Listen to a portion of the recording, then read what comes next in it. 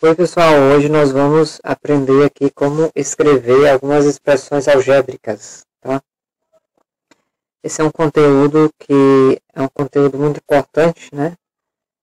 Então aqui diz assim, a soma de menos 7 e o valor de 8 vezes x. Então nós vamos somar o número menos 7, que é um número inteiro,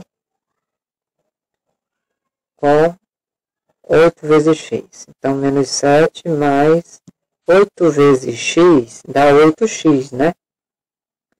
Então, o valor de 8 vezes x, você está multiplicando o número por uma letra.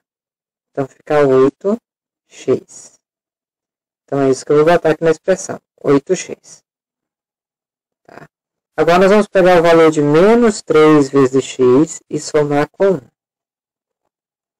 Menos 3 vezes x é um número inteiro multiplicado por uma letra. Então, vai ficar também grudado, né? Menos 3x. E nós vamos somar com 1. Então, vai mais 1, né? Então, vai ficar menos 3x mais o número 1. Pronto, terminou. Agora, menos 6 mais o produto. Então, menos 6 mais... Agora, o produto. O que é o produto? É a multiplicação. De quem com quem? De menos 1 e x. Bom, o produto de menos 1 e x é menos 1 vezes x. Que vai dar menos x.